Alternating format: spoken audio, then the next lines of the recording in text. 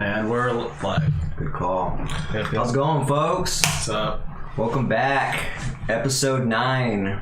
And we have a lot of stuff to talk about. We got our special guest, Will Middleton, in the house. How's it going? Heck yeah, man. Happy to have you here. Good to see you. Thanks for having me. Thanks for having me. And yeah, this is exciting, man. Got a lot of questions for you and kind of... a lot of things that you've been talking about and watching your feeds and stuff. My live streams, yeah. Yeah, so you got a lot of thoughts, and I like that. Can provide a lot of thought-provoking input into these conversations, and so that's what we're looking for these days. Let's do it. Excited. Yeah. And by the way, it's been, like I said, I didn't have time to chat with you when I seen you at the park, but it was really good to see. Our daughters used to play when they were really little, and they haven't seen each other in years. And when they did, they were like, "Do you remember her? Do you remember her?" And they're both like, "No." It was really cool to see them though, just swinging together and stuff. I was like, "This is cool, man." I wish they did remember each other, but they don't. That's just what happens. Yeah, exactly. When they get older and they grow up, I mean, you don't remember back when you're, certain things that happened when you were 2, but yeah, that was cool though. So maybe one of these times we'll link them up again and definitely hit the swing set again. Nice. But yeah, dude. Other than that, how you been? Let's just start with that, man. I've been good.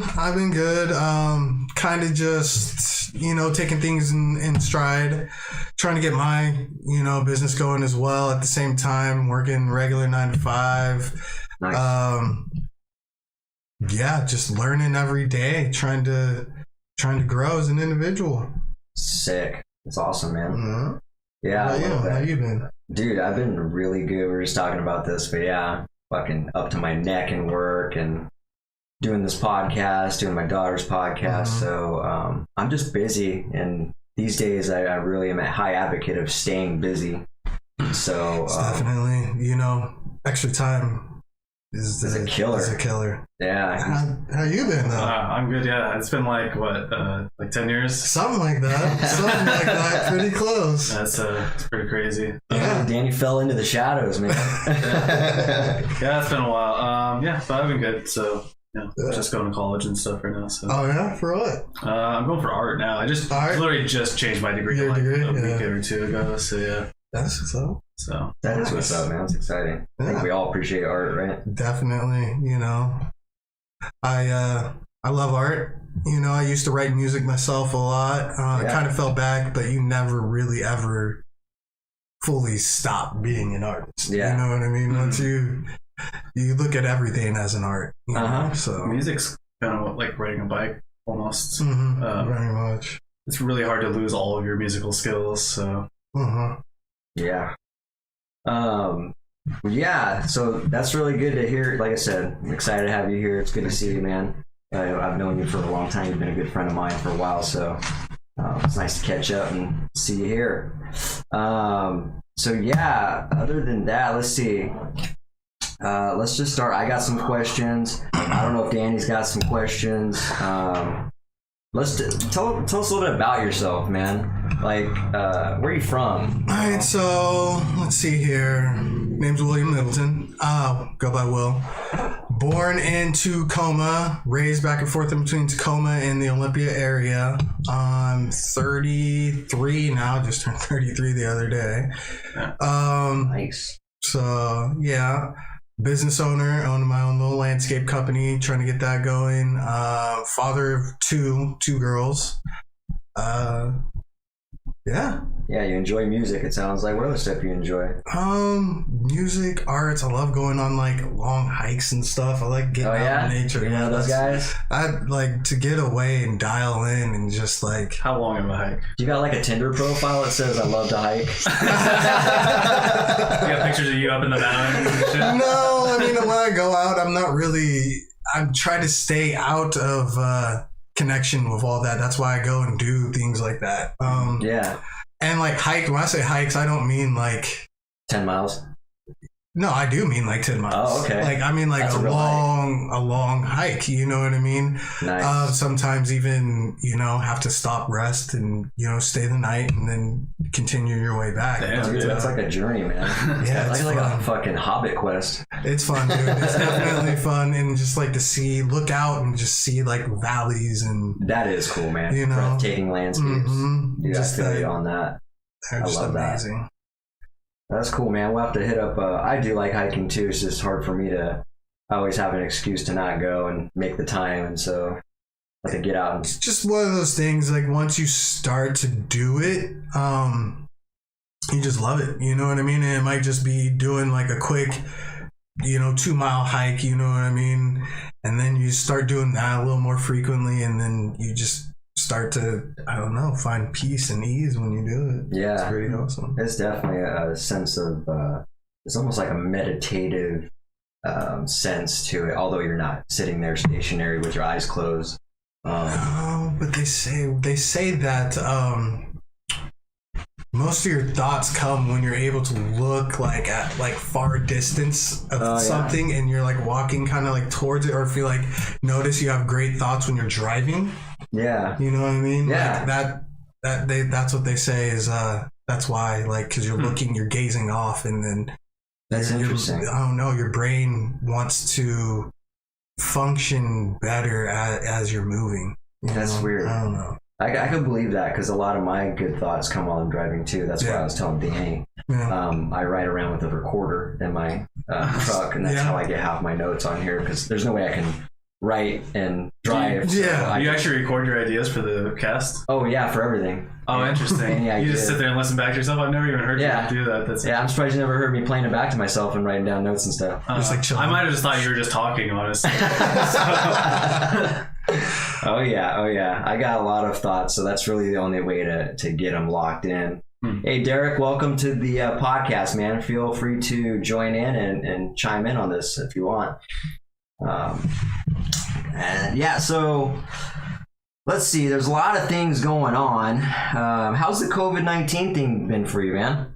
Like, how's that impacted your life right now? It has multiple different levels. So like my personal life, it not able to see loved ones as much, etc. Now that it's kind of like I wouldn't say died down because numbers are still going up, but has we're learning more about it. I'm able to get out and do more and see more people, and my kids being one of them, that I'm able to see a lot more now. In the beginning, it was just like, you know what I mean? No one wanted to take a chance, and I couldn't blame their mothers, you know what I mean, for that. So it was like, yeah, I get it. Yeah. But, as we're learning more, like I said, and that's on a personal level, and then like, financially. Yeah, I was gonna say, has it affected your it kind of economic side. So as far as like landscaping goes, it kind of hit in the beginning of when you want to get everything rolling. Yeah. So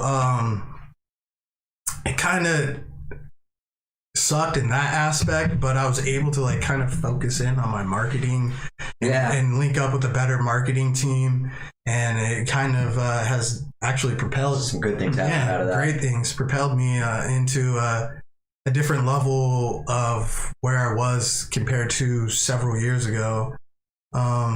So economically there's that. And then how's your daughters and family been handling it? Pretty good. Everybody's been handling it good. My oldest daughter, understands and gets it. And, I wouldn't say understands because she's only 8, but she, she's more understanding, and that's always a good thing. You know what I mean? I had to like explain to her, no, like one time I had to go I went and brought her some like food and stuff, and she wanted to like hop in the car, and this was in the beginning of all of it. I'm like, no, sweetheart, don't get in the car, like, so I'm still out there working, and I just don't want to interact with her on that level, and at least at that point in time. Now, you know what I mean, that's a different story. Right on. Yeah. I mean, it sounds similar to what it's really Everybody's experiencing. I'm always interested in like specifically how it was impacted. I asked my daughter the same question. You know, everybody's got kind of a different answer a little bit, but for the most part, relatively the same. Snakes, welcome. Join the conversation if you'd like, man. Roland, good to see you, buddy.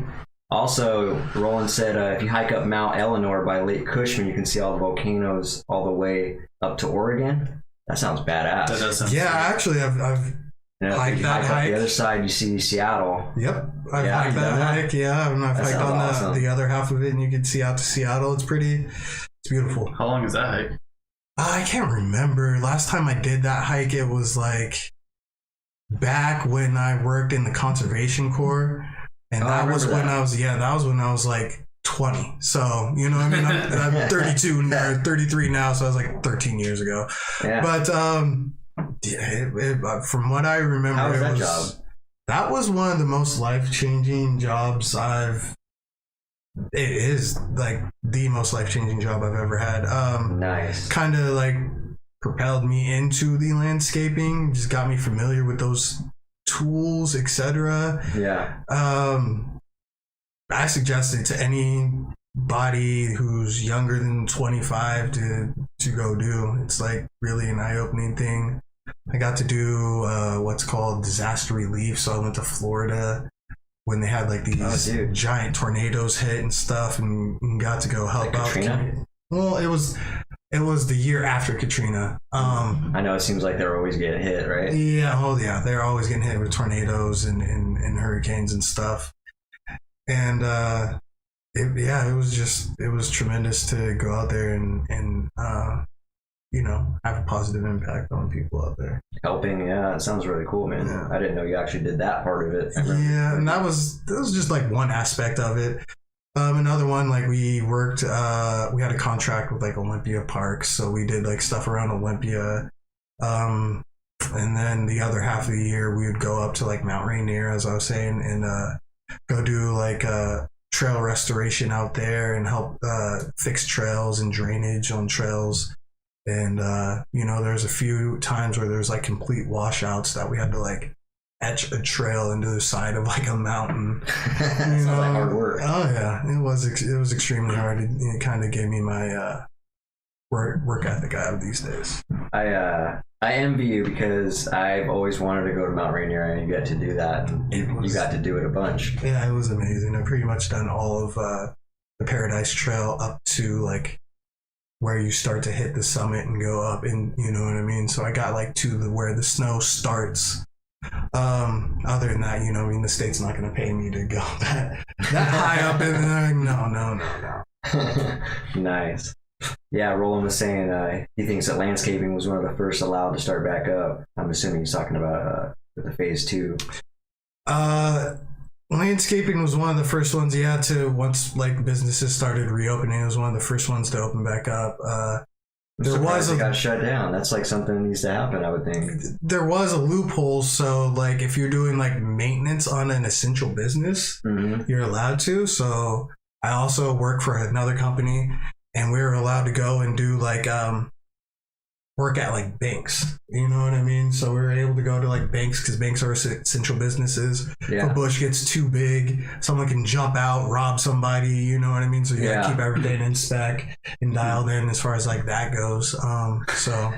This is such a weird, like oddly specific scenario. Well, I mean, that's like one of the most, that's like what the bank worries about, like most of the time, or like a homeless person sleeping behind like a bush over here, so you gotta like trim it and lift it up to a certain spec, so it happens often. Oh, by the way, you should plug your business, man. I didn't hear you say that. You should Middleton. Tell people what it is, where you serve, the counties you service, and definitely. So my business I got is Middleton's Landscaping and Yard Care. I work here, Pierce County, Thurston County, and surrounding counties. I mostly do just like at this point in time maintenance and yard care, some like mulch installs, things of that nature.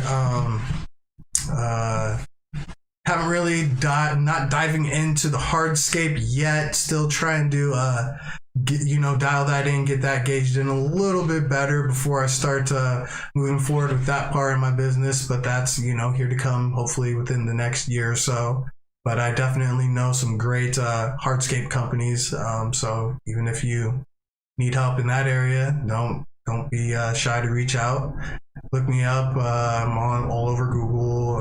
Facebook. Middleton's Landscaping in Yorker. Very good, very good. Nice. So obviously we know there's a lot of things going on aside from the COVID-19 thing. So I got some serious questions to ask you too, as far as how things have been impacting the world and you as well. Mm-hmm. I guess the first thing I would ask is, as a black man, mm-hmm. how do you feel about what's going on with this Black Lives Matter movement? Personally, I'm loving it right now. I'm really liking what's going on, how the world is actually listening this time around. And it's we have people's focus right now, and it's time to really try to make some change in the world. Some much needed change in the world that's been needed for a long time.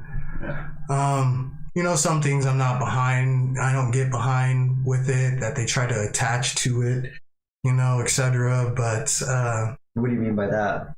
Well, I don't necessarily agree with the looting and the rioting. Oh, yeah. You know what I mean? But then when you start to do research and you find out that some of it's provoked.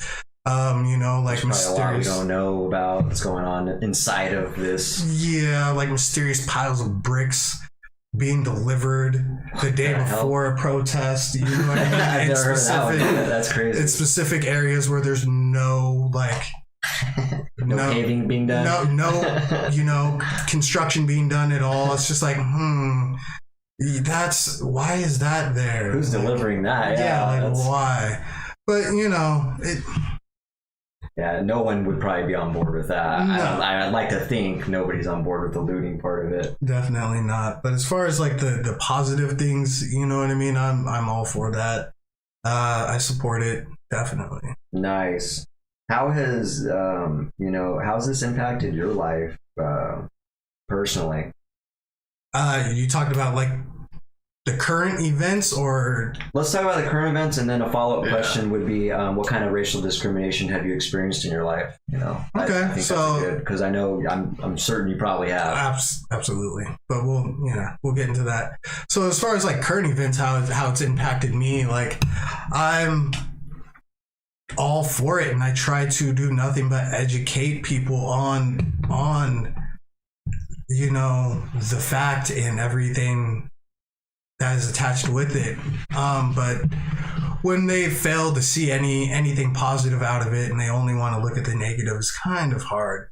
You know what I mean? And I try to reel them in a different way. And it's worked with some people, it hasn't worked with others. Yeah. And I'm not losing sleep over those that don't understand. So yeah, ultimately, all you can do is just state your case, point out things, and then absolutely hope that people can kind of come around and look at things for what it is, instead of just a biased point of view and their set in their ways view, as I call it. Yeah, and I also try to, I'm open to having a discussion with anybody who's opposed to it. You know what I mean? Yeah. So I let me know what it is specifically that you don't like about it. And maybe you're just getting a misunderstanding of it. And that might not be what it's really all about. You're just focused in on something completely opposite of what it's really about. So, I'm always up for this, thought-provoking conversation and exactly. Trying to inform people with as much information as I have, Yeah. Things already generally are always misinterpreted differently. Anything that's said to somebody is always received differently than someone who is saying it. So we've already got that problem going on. So it's the really way you important. convey things, or you can't control the way someone receives it. Exactly. And so it is really important to be open-minded, like you said, I think, to, you know, have these conversations. It's when people, Definitely. it's when their emotions, it's when they misinterpret something, and then the emotions come into it. And then then it's over. You can't bring emotions into it. You can let emotion charge your conversation maybe, but you need to go in like with, how do I say it? With like knowing that, okay, I'm going to get really attached to this, so I need to put that aside. Yeah, you know what I mean? aware of it. Yeah, absolutely. And just, I guess, self-knowledge of yourself, you know what I mean? Which everybody should be self-knowledgeable of themselves. Absolutely. Just learn more about yourself, what makes you tick, what makes you, you know, get upset, happy, and that way you can just, exactly, I think you're onto something there. Having a good self-understanding is a key to having a good conversation with somebody. Especially if it's with, you know, someone who you might not agree with, if it's some points that you might not agree with. I think that's pretty key. Yeah, that's good stuff. But yeah, as far as racial discrimination, what kind of examples have you been through, man? Like any specific stories with police or school or jobs or anything like that? On every level, on all those levels. I mean, I've had racial discrimination, but you know, I'm 33 years old. I've learned how to handle it. I don't have thin skin, so you know what I mean. It really just rolls off me. It doesn't mean that it's acceptable. You know what I mean? Just because I have thick skin. Yeah. An example. You know, I think I was like maybe around like 21. Me and my friends decided to do the correct thing and not drive drunk. We're leaving the bars like it's probably like 22. We're leaving the bars like downtown, and we're walking, and cop stops us. Hey, what are you guys all doing? And then, you know, I'm with a bunch of white friends, and he's like, all of a sudden, like dials in on me. And he's like, hey, how you doing, boy? What are you doing, boy? Boy this, boy that. Yeah, boy this, boy that, boy. And then that's a clear indication of racism, absolutely, in my opinion.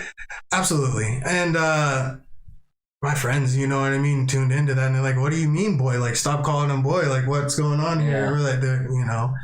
So, you know, that was just like one instance of that happening. I can only imagine how much worse it would have been if I didn't have like my friends there with me. Oh yeah. In that scenario. And I ran into that particular officer on that day for whatever reason. He's upset. Right. You know, usually that was what it could be, right? When a dude in a power position is having a bad day, it's who's the next victim? Exactly. That I'm gonna make. Mm-hmm. That's fucked up, man. Definitely. What about like in school? School, so I grew up in the Olympia area, Tumwater, and also lived in Tacoma as well. So I got to see like multiple different angles and perspectives of it. You know what I mean? Which school? So I went to Tomar High School, and I went to Tomar High School, and I also went to Lincoln High School up in Tacoma. Nice. And there was two very different, you know, scenarios in both schools. Each school had their, you know, ups and downs. And, you know, there was a lot of judgmentalness going on in both schools, but I'd say more specifically growing up and going to Tumwater, like, wow. It's a very closed-minded community, but you have those that were not that way as well, you know. Yeah. So I mean, I can't say the whole entire. When you say closed-minded, that some maybe people that appeared to be racist. Yeah. Or yeah. Very racist. No.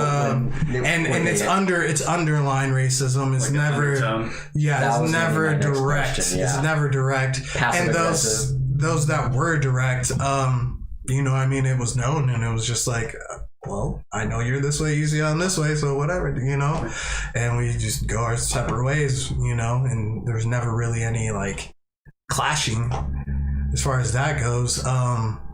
Well, so I think that people from this county usually think that we're like kind of very welcoming, but your experience is probably different from that, huh? Because is it not really the case? It's more passive racism, like you're saying. It's really a lot more passive racism, especially here in Thurston County. A lot of people are open-minded, but then it's just those. I can't even. Now I'm generalizing, and I'm no better in that. So it's just like some people. Yeah. I haven't seen much like outward racism in Thurston County. I have in Shelton, where I'm from. Oh yeah. Sure. I've seen it out there, a lot of it out there. I've seen it, Centralia, Chehalis. But as far as I guess like Thurston County is a lot undertone. You know what I mean? Yeah. Unless they're from like the rural Thurston County area, then it might be a little more straightforward. And I still can't even say that, not all, because I've met, a lot from the rural area too that were very, cool, nice people welcoming to their homes. So yeah, it just happens to be that's more of where it happened. Yeah, that makes sense. Just different areas are culturally behind, I guess, and unknowledgeable and judgmental, and just, I guess, living in the past of, because, I guess when there was slavery, how long ago was that though? That was so long ago. People are still acting this way. It's like 1865 who's teaching these people to continue life this way?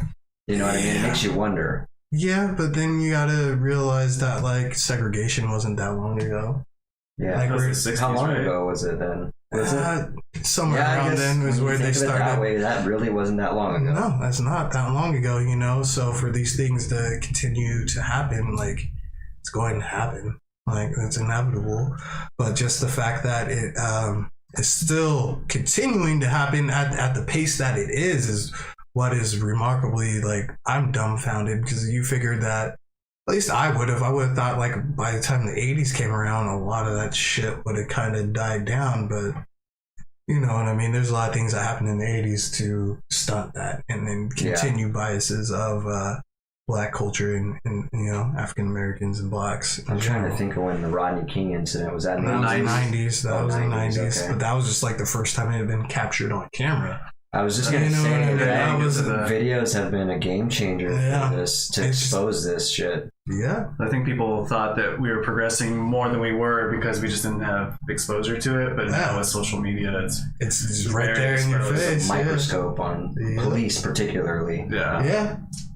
As there should be, And I mean, your job is to serve and protect, and you're not doing so much of that for certain communities.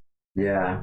And that brings me, actually, I'll just skip on down to that question. Do you think it's good to highlight good officers on the force, or should we maintain primary focus on the ones who are not doing good? Do you think that good officers are being put in a box with the bad racist ones?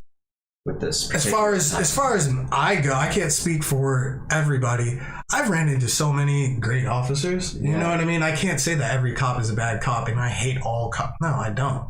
And I think that other people might be doing that. Oh, I think a lot of people are. They're just generalizing, and they're, you know what I mean? They're no better than anybody on the opposite side, because you want to generalize every single cop and say all cops are bad when that's not really the case. Yeah, you've seen that saying, all cops are bastards. People. Have you seen that? No. People, it's particularly pretty big on Instagram, or not Instagram, on Tinder. Yeah. Oh, okay. People put that in their profile. Oh, you know my what I mean? Goodness. Wow. All the time. It's why are you gonna generalize like that? There's good and bad in every culture and every organization. So I think it's just that as a police officer, we can't afford to have that in that culture, that particular profession. There's you can't afford to have, because like you said, they've sworn an oath to serve and protect. I think we should hold the good ones still accountable a little bit, just because they're in that culture, and if they are serving protecting, shouldn't they be trying to stop the bad cops? Exactly. Well, I definitely feel that way, because you're not you're not any better than them if you're not going to speak up and say anything, and you know that this is going on your police force, and you know what I mean. That's going to do nothing but bring you down. You know what I mean, and make you seem worse because now you're automatically affiliated and raise 2 fingers. A part of, considered to be a part of that. So absolutely they should. You don't need to press down, just drag. Oh, okay. I was trying to see it's moving on me. Thank you. Like, I don't know why it's doing that. Oh, it just automatically did that for no reason then. yeah, also nothing came up. I'm like talking hella loud into this mic, I'm sure. It's alright, they're allowed to hear your voice. Got extra bass hero. That's like a proximity effect. Well, that's good stuff, man. Like I said, I enjoy your perspective on this because you've gone through a different experience than we've gone. Although we might understand that racism still is alive, I haven't experienced it like you have. You know what I mean? Yeah. And so for me to, I just don't see it. Whereas you've experienced it. You have a very clear indication. It's almost like a daily thing. I mean, that's fucking horrible. With undertones, you know what I mean? It's a daily thing, definitely. Yeah. Yeah, and you know what I mean? Think as you want to think. Just don't say your stupid shit out loud. You know what I mean? Don't act upon those... Your thoughts, yeah. Like, you have to be... Well, particularly if they're negative. Yeah, you have to have some sort of fucking willpower, you know what I mean? Like, come on, people. Yeah, but I mean, at the same time, it goes the other way too. You know what I mean? As a black, I don't, but a lot of blacks, you know what I mean? Just, now holding people accountable that should not be held accountable. Like, not every white person is fucking bad. You know what I mean? Not every white person is an oppressor. Some of them are your allies. Some of them want to help expose these things. You know, so it's it goes both ways. Yeah, those videos, I was talking about this on one of the episodes, seen a couple videos where some white sheriffs were, doing multiple things. They were putting their weapons down, they were marching with the black community, they were having these emotional talks also with them, and like, that shit almost made me tear up, man. Like, that's like huge, a huge statement from them to do that, and that's huge empathy that's being conveyed. One thing I heard, though, I don't know how true this is, but I heard it's probably true in some cases. I heard some cases of the cops doing that and then turning on the protesters afterwards. Wow. Like doing it for publicity. And again, there's I'm not saying that's always happening, but I don't doubt it. There's probably some of those bad seeds doing that. I've heard in particular, I think it was like last weekend, maybe in Dallas, they had a protest going on, a BLM protest. They were told to, do it in a certain area, and they kind of funneled them into this bridge. And then on the other side of the bridge was officers, and you know what I mean? They just were like, no, turn around, go the other direction. And officers met them on the other side of the bridge. They were pretty much pinned. They just started firing tear gas because they're trying to tell them to go the other way, but they can't because now they're firing tear gas, fucking rubber bullets in there, you know what I mean? And it got messy. I mean, they even targeted people in the media, and you know what I mean? Like, come on, they're shouting at you. I'm part of the media, so don't. And you're still it is. What's bad is it's bad enough that you got individual people in an organization or a community or a culture that are evil, but it's even worse when you can get a rally of people to do harm and evil. And that's probably a good example of that. I mean, you get a bunch of officers to fucking be on the same page of doing harm and, just installing hate like that and physical harm. I mean, they're just looking to shoot or looking to hurt people.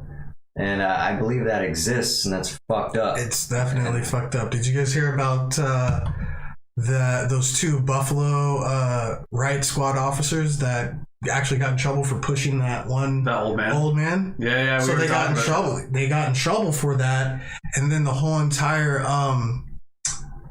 riot squad or whatever, like they all quit because they got actually charged and got in trouble for that and had to resign. So the whole entire Buffalo squad like resigned. Like, how that is a good example though. Stupid is that? Like, I get it, you're standing behind your fellow officer, but he was clearly in the wrong, you know what I mean, for pushing this old guy. And you're all gonna step down? Like, that's crazy. Well, I think it's a good example of holding them accountable because they should have, done something. Oh yeah, no, definitely something needed to happen. One thing that I think should start happening, I've been hearing talks of, is like, instead of allowing them to continue to get their pension, how about you make them pay for like police brutality money isn't just paid by like the city. It's now comes out of these cops' pensions. You know what I mean? So now your retirement money is going towards this, which would cause them to hold each other accountable. And you know what I mean? If I see Ben being an asshole to somebody, you know what I mean, on the streets, I'm gonna be like, and I'm a cop too. I'm like, dude, stop. No, like I want my kids to go to college here. Like, no. Yeah. You know, so it's got a responsibility. Exactly. So you gotta kind of hold people accountable for things.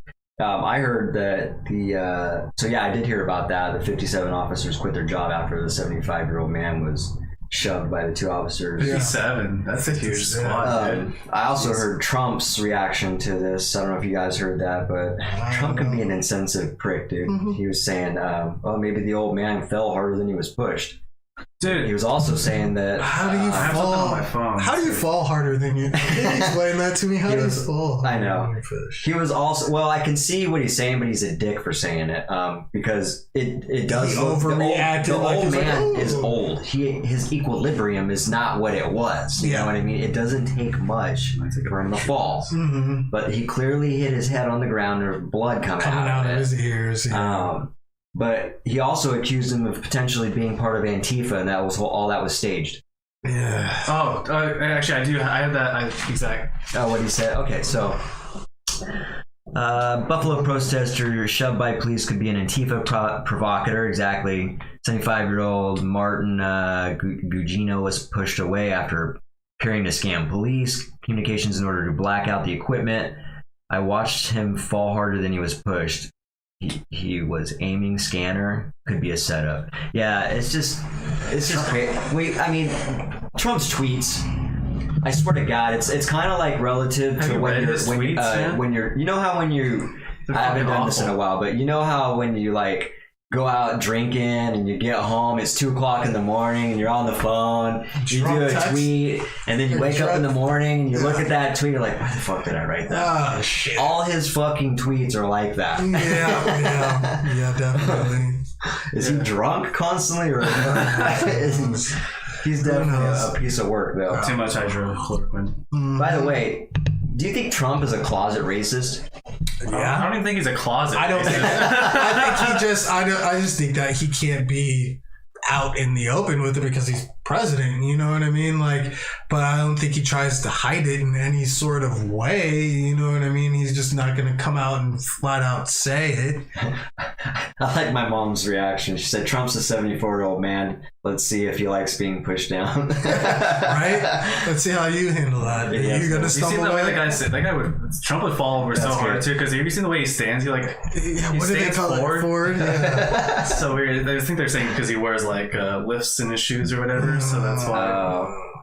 Yeah, that's funny. Oh man, Trump. Have you guys heard about these people that they're trying to say that were put in these protests for like stage purposes, like that lady that was in the wheelchair that they were saying that couldn't walk, and like people were like trying to like pull her or something like that. There like came out that she might have been like a paid actor, and there's like other pictures of her like completely with her like leg up on her other one, like smoking a cigarette, talking to people, like just chilling. You know, it's like I thought you were paralyzed, lady. Like what's going on here? It wouldn't surprise me if that happens a little bit. You know what I mean? I'm sure that's not the case with most of them. No. Not saying every single time. And I still don't agree with, how they entered that Target and you're going to be ripping things out of this lady's hand. Like, I'm interested in the conspiracy theory kind of the protesters kind of be or the rioters kind of be on the police's side. You know what I mean? Kind of like paid opposition, basically. Yeah, I mean, I could see them say trying to provoke people into throwing the first, brick, or trying to rally people around that. I wouldn't say that all of them are. I mean, because there's just stupid people out there that for you know what I mean. Oh, we went through that in one of the episodes. It's like gang mentality. Break into this, whatever. Like, that's just like, come on, what is that going to solve? What is that going to do? And on the other hand, you know what I mean? For a lot of them, and their thought process is, well, they got to pay somehow. Everybody's going to have to pay this way. It's coming out of all of our tax dollars now. So now everybody's being, hit in the pocket. Doesn't justify it. No. Not at all. You know what I mean? But, that's a lot of their thought process, I would believe, on that. I can't speak for all, everybody. I'm not them, but, from the general census I'm getting, that's a lot of. You can make assumptions. Well, not assumptions, but you can always have your suspicions, and people, and that's what conversations are for as well. That's funny. Roland said the same thing we were talking about. How do you feel about Trump tweeting that the old man was part of a conspiracy, trying to use his cell phone to wipe their systems? Trump doesn't have any balance. Yes, we agree. Yeah, I think we went over that. We can agree on that. I think a lot of us can. What are they? How technologically advanced is Trump trying to say the 75-year-old man is? He has the equipment to come up and fuck with their systems. He's got like a handheld EMP. Yeah, totally. Superpowered magnet. That's fucking funny. So you were talking about how people can make a difference. I can't remember how we were just going over this a little bit. Oh, it was about cops. Like if you're good, or if you have the opportunity to provoke change through encouraging, hey, the bad cops, or people who are doing bad things. So like, hey man, like don't do that. I'm stepping in. And I was wondering if did you hear Lil Wayne speaking on Fat Joe's podcast? I didn't get to hear that. I've seen glimpses here and there about it. What was he saying? So basically, Lil Wayne has a unique perspective on it, and I didn't know that. I've never heard the man talk until this. Well, you do know a cop saved his life when he was I didn't know that until I looked into it. Yeah. So so he was saying he just doesn't want to encourage people to get involved in something they might not know all the facts about. Mm-hmm. He also said that being an activist isn't considered taking action. Putting a tweet out or wearing a shirt isn't really taking action or doing anything. No. What do you say to that? I say absolutely. You know what I mean? The only way to take action is to hold people accountable. You see something, do something. Then you're being a part of the change. You know what I mean? If you know someone who has that just rotten fucking sense of opinion, and you know what I mean, you know how they think, just sitting them down and maybe just letting them vent and then giving them counter, you know what I mean? Well, have you ever thought of it this way? Yeah. Okay. And then just let them vent some more about it. Well, did you ever think about it this way? You know what I mean? And don't really... Having a conversation about it, just like we were talking about. It always comes back to having a conversation. Just talk about it, you know what I mean? And if you can't change their stance on things, I mean, don't try to change anybody's stance. Just try to shed information. Yeah, exactly. Just provide some insight, your perspective, and just agree. You can agree to disagree on things. That's a lot of people get. That's the beautiful thing about America. We can disagree and still go our separate ways. I think they should that's something we should teach in school, honestly, is how to have a debate without getting so emotional over it. Have a conversation. Yeah. That's a good idea, actually. Because all they teach in school, man, is just taking tests on math and science and history and all that stuff. And they don't teach you that many life skills. They don't teach you any life skills at all. They teach you how to be normal. I mean, the one life skill that they do teach you is what? Home ec. You know what I mean? And that class is a joke, man. People take that class because it's easy. Exactly. You can cook. Yeah. That was the best thing I liked it for. Yeah.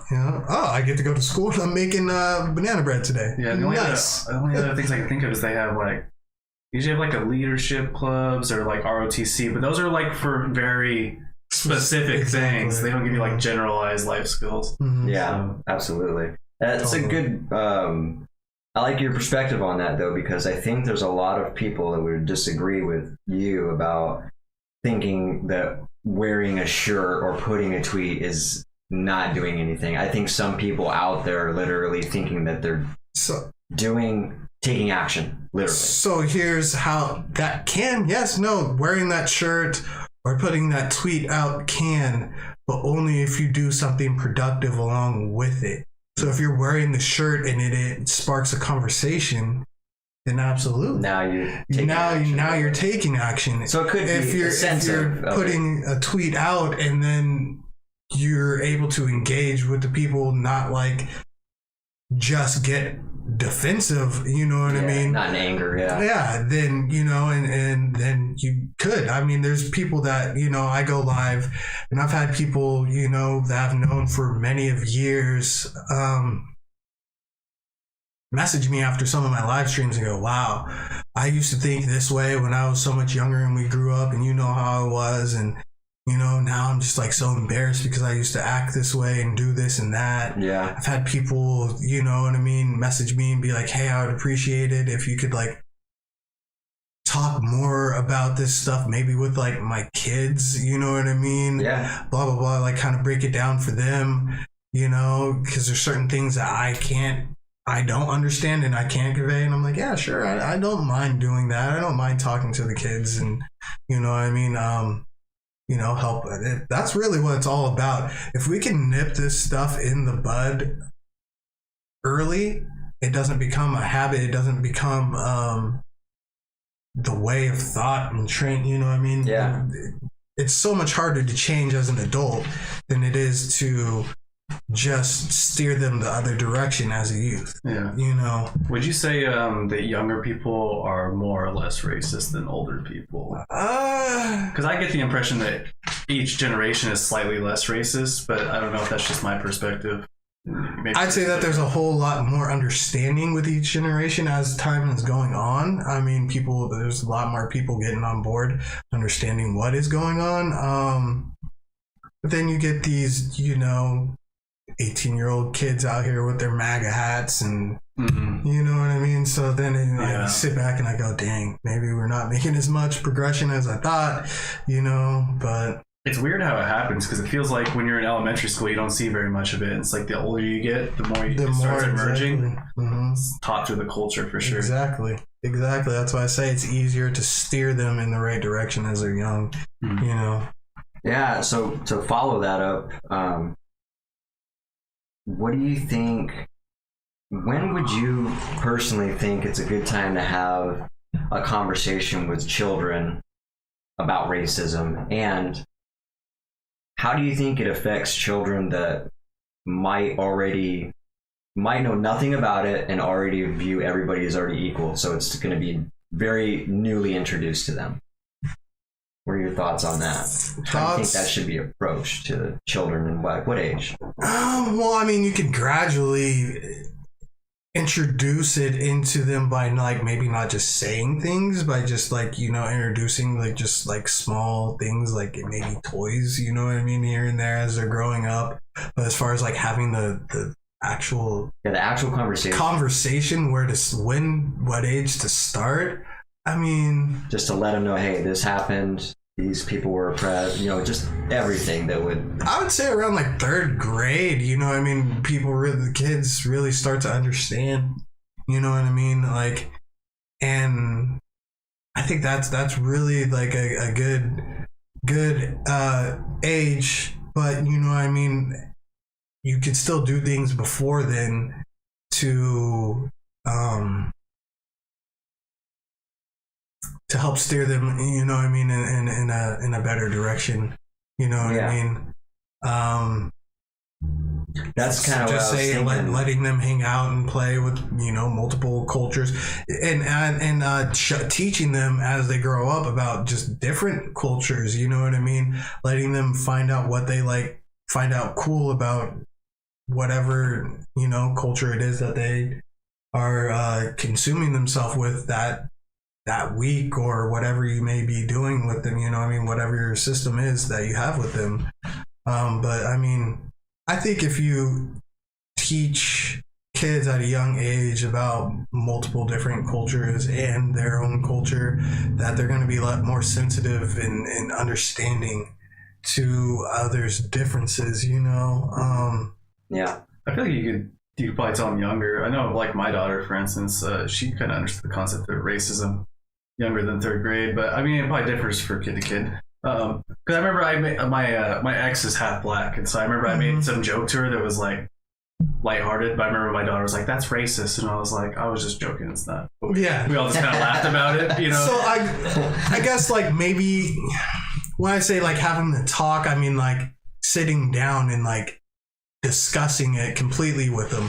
Now, as far as like telling, you know, them understanding and knowing what racism is, they probably know what that is by the time they're introduced into school, because they see how certain people interact and engage, and they're now getting, you know, I mean, they're interacting with multiple different, you know, cultures at the same time. Okay. So you mean like the full in-depth, like talking about slavery and oppression and like oppression and things of that nature. You probably can start having that talk at the third grade, but I mean, before then, yeah, I mean, when they start going to preschool, you know what I mean? Like, you know, because then they're going into the society, you know what I mean? Start talking to them about society as they're entering society.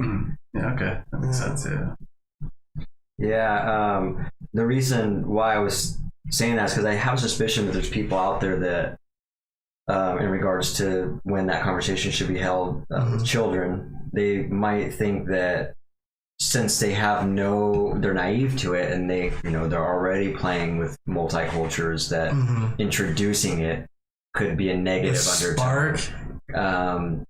Yeah, and I'm trying to relate this to something else. I think it's better that you teach them how it's bad before they get influenced negatively by someone. Yeah. It's almost like, it's kind of like the conversation me and him had off air. I was trying to put myself in the perspective of people who were saying all lives matter. And I got it. And so, and I know you have something to say about this. And so it actually took me a little conversation with Danny to be enlightened on this, because I thought I was thinking that people that were saying all lives matter was coming from a place of good intentions, and I think there's some out there that do, but they just don't know. They just don't know the placement and the timing of it is poor, and in context, it's not appropriate. Like, and I understand now that that's just me being hopeful. I think hopeful thinking. I think a lot of people were really just like, you know, like, hey, well, you know, it's more of like an arguing thing. It's not, they're disregarding the Black Lives Matter topic, which is the real conversation that, you know. Yeah, they want to deflect the uncomfortable conversation. That's a good way to put it. And that's really all it is. Like, you know what I mean? They don't want to be held accountable. You know what I mean? They don't want to talk about what their ancestors did in the past. Like, it's just uncomfortable to them. Like, let's know. You know, it's uncomfortable to everybody. Yeah, but it's something that uncomfortable.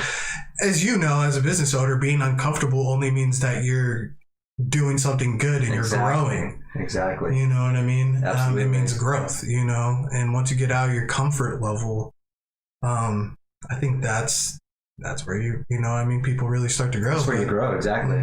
People are so, you know, they're in their pocket, and that's where they want to be. That's a good way to put it, and I'm glad you put it that way, because it's really people that are not willing to grow mentally. When you say all lives matter, of course. Why do you need to say that? Like, they're just, it's an easy road. They don't want to put any effort into it. They're not willing to grow. And so that's really all that's stating about that person. That's actually a really interesting perspective I hadn't considered before. So I hadn't either. Yeah. That's why it's great to have a conversation with another individual about it, you know? Definitely. And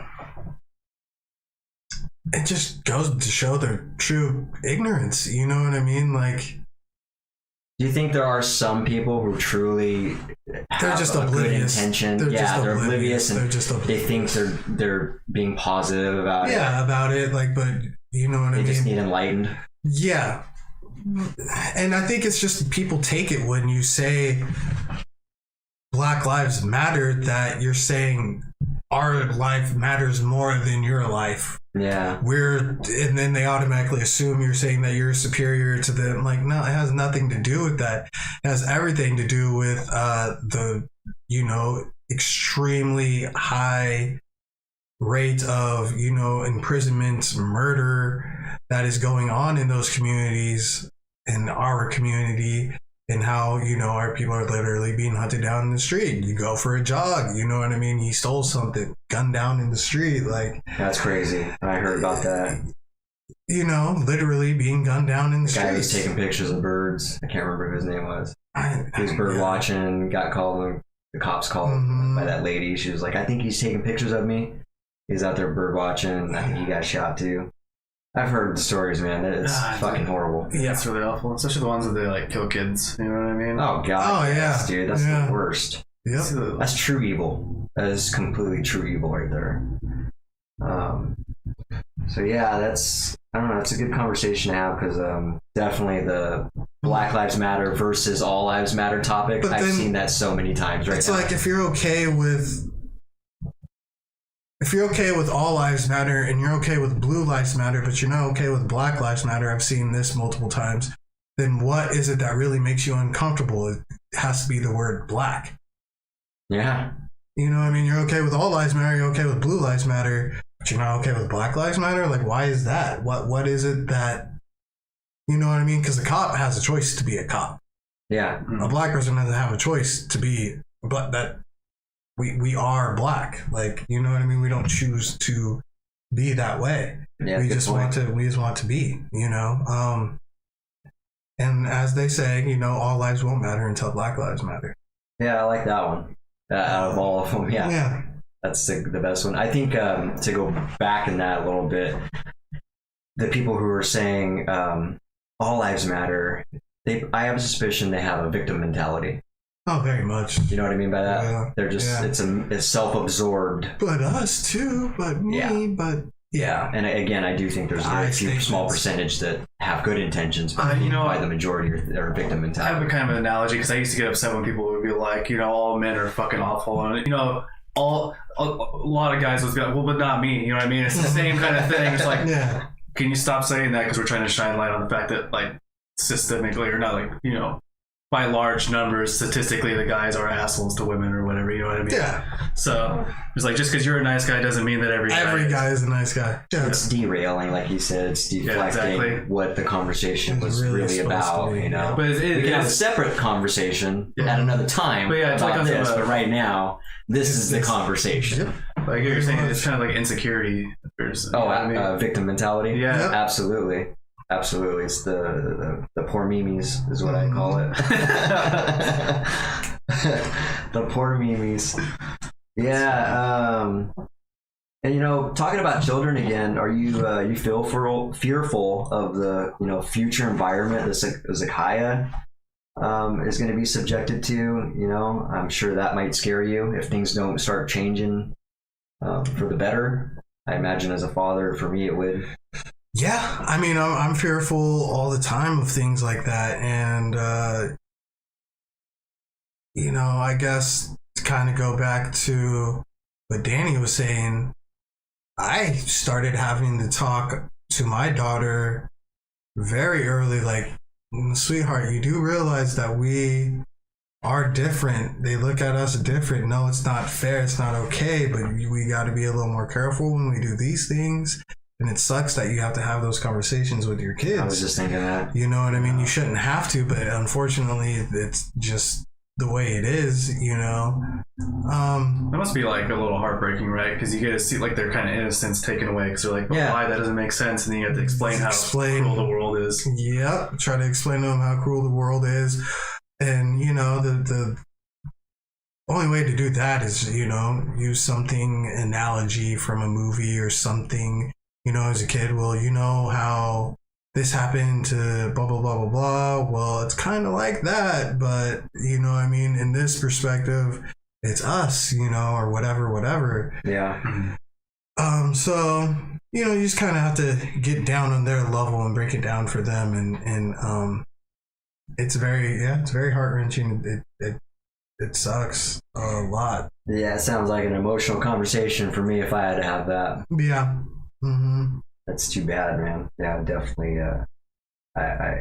Yeah, that's sad for me. But it sounds like what was the alternative? Yeah, well, I mean, letting them go out there and be oblivious and thinking, you know what I mean, that everything's okay and not understanding why they're getting dirty looks or whatever. Yeah. Then really being impacted and shocked when it happens. Hits them. Yeah, when it finally hits them, like it's kind of like mentally preparing. Yeah, preparing themselves for a war. You know what I mean? A battle. Unfortunately, and life's already tough. Life has, life is this already. So to have to throw that shit into the mix. Yeah, it brings it to the valleys get they dip a little lower.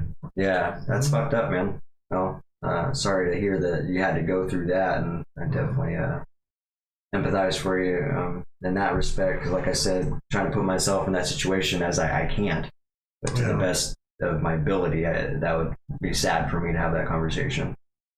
Because, like I said, I've had some hard conversations, but it seems like that's definitely up there on the list of tough conversations. Yeah, it's definitely one of the tougher conversations that you'll have with your children, but it's not like. How'd she take it? Did she understand? She understood it. She got it. You know what I mean? And it's just not one of those ones where you can just kind of like have it one time and it's over. Like, you got to kind of continue to, interject it and let them know.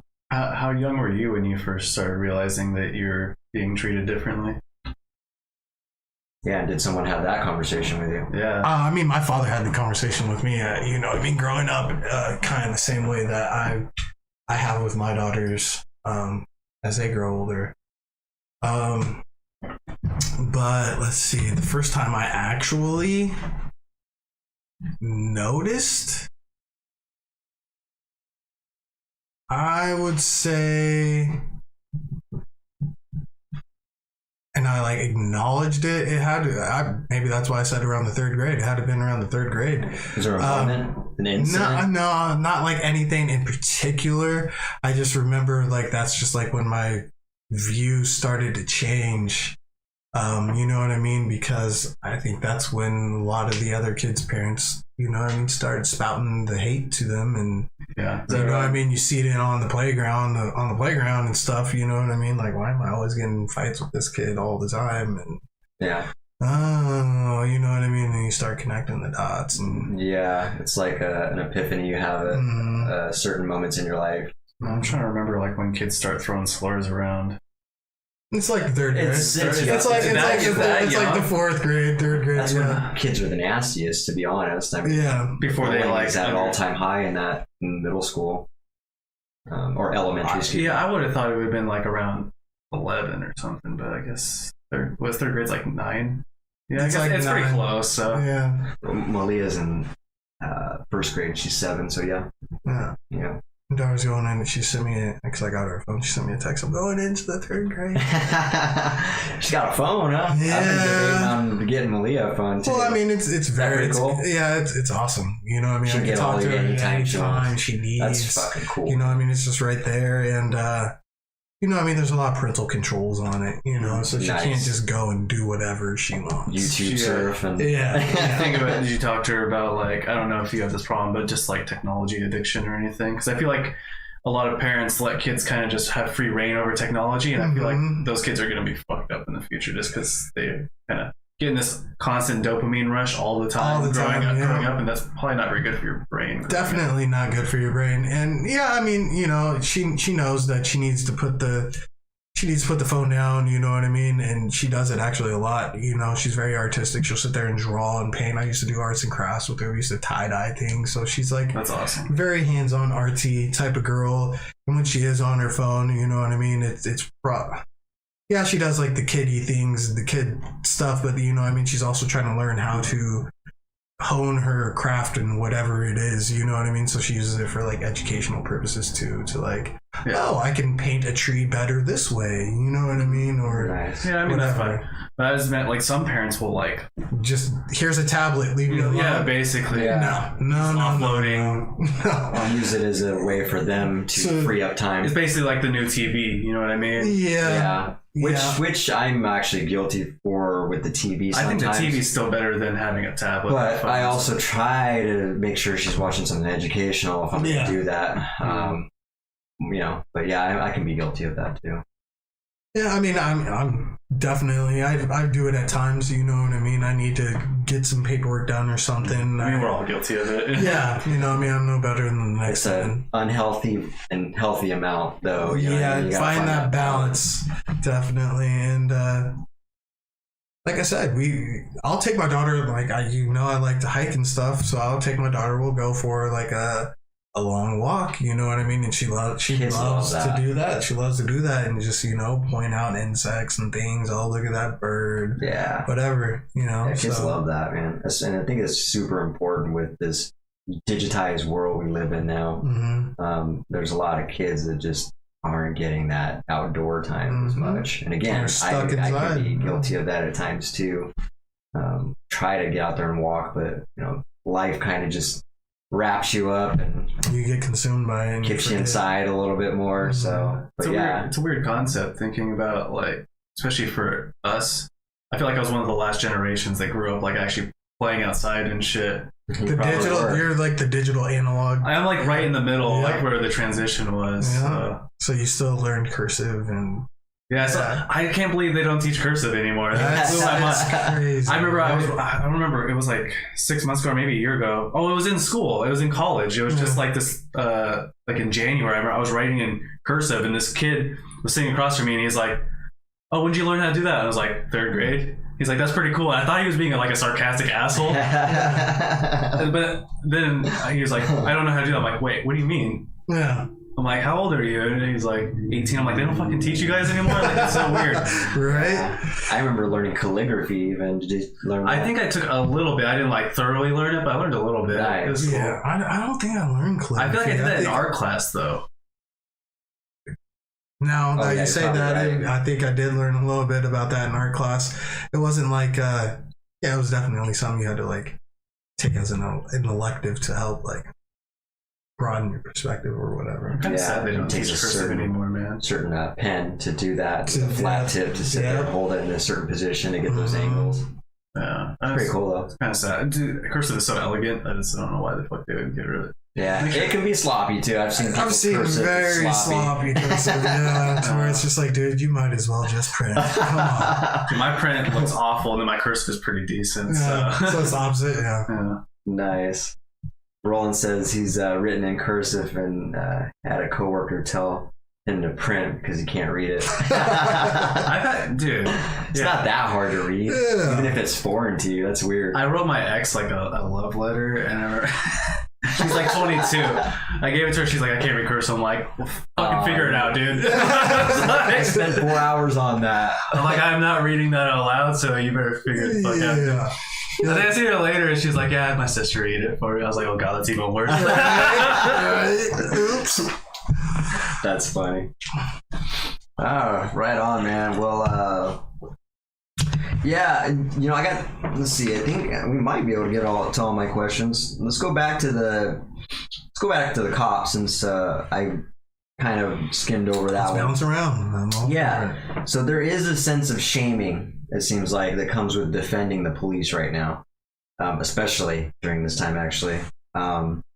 And we already talked about that they're being potentially put in a box. And so, would you promote people to defend good officers? Absolutely. A that's good a no-brainer. officer, defend them, you know what I mean?